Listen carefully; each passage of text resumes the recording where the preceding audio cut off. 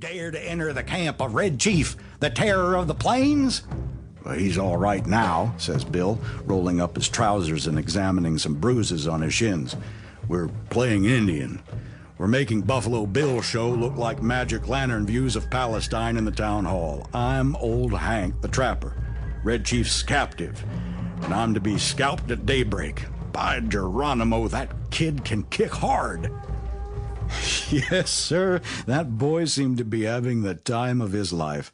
The fun of camping out in a cave had made him forget that he was a captive himself.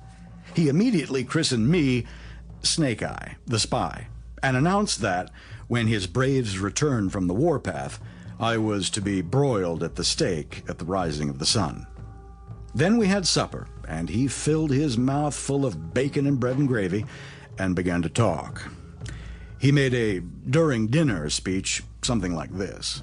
"I like this fine. I never camped out before, but I had a pet possum once, and I was 9 last birthday. I hate to go to school. Rats ate up 16 of Jimmy Talbot's aunt's speckled hen's eggs. Are there any real Injuns in these woods? I want some more gravy. Does the trees moving make the winds blow? We had 5 puppies. What makes your nose so red, Hank? My father has lots of money. Are the stars hot? I whipped Ed Walker's twice Saturday. I don't like girls. You dassn't catch toads unless with a string. Do oxen make any noise?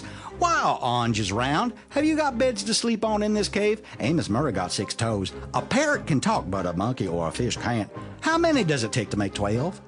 Every few minutes he would remember that he was a pesky redskin and pick up his stick rifle and tiptoe to the mouth of the cave to rubber for scouts of the hated paleface. Now and then he would let out a war whoop that made old Hank the Trapper shiver. That boy had Bill terrorized from the start. "Red Chief," says I to the kid, "would you like to go home?" "Oh, what for?" says he. "I don't have any fun at home. I hate to go to school. I like to camp out. You won't make me go back home again, Snake Eye, will you?" "Not right away," says I. "We'll stay here in the cave a while." "All right," says he. "That'll be fine. I never had so much fun in all my life." We went to bed about 11 o'clock. We spread down some wide blankets and quilts and put Red Chief between us.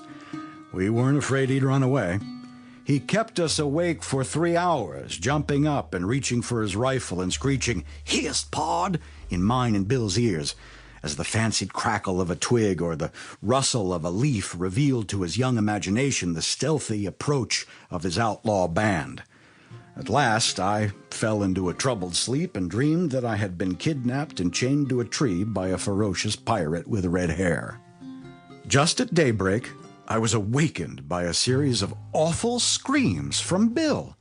They weren't yells or howls or shouts or whoops or yelps, such as you'd expect from a manly set of vocal organs. They were simply indecent, terrifying, humiliating screams, such as women emit when they see ghosts or caterpillars. It's an awful thing to hear a strong, desperate fat man scream incontinently in a cave at daybreak.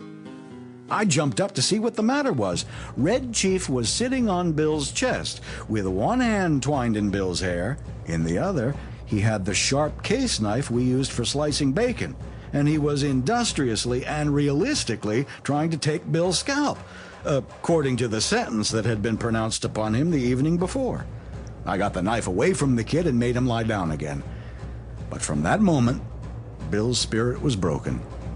He lay down on the side of the bed, but he never closed an eye again in sleep as long as that boy was with us. I dozed off for a while, but along toward sunup I remembered that Red Chief had said I was to be burned at the stake at the rising of the sun. I wasn't nervous or afraid, but I sat up and lit my pipe and leaned against a rock. "What are you getting up so soon for, Sam?" asked Bill. "Me?" says I. I kind of got a pain in my shoulder. I thought sitting up would rest it." "You're a liar," says Bill. "You're afraid. You was to be burned at sunrise, and you're afraid he'll do it. And he would, too, if he could find a match. Ain't it awful, Sam?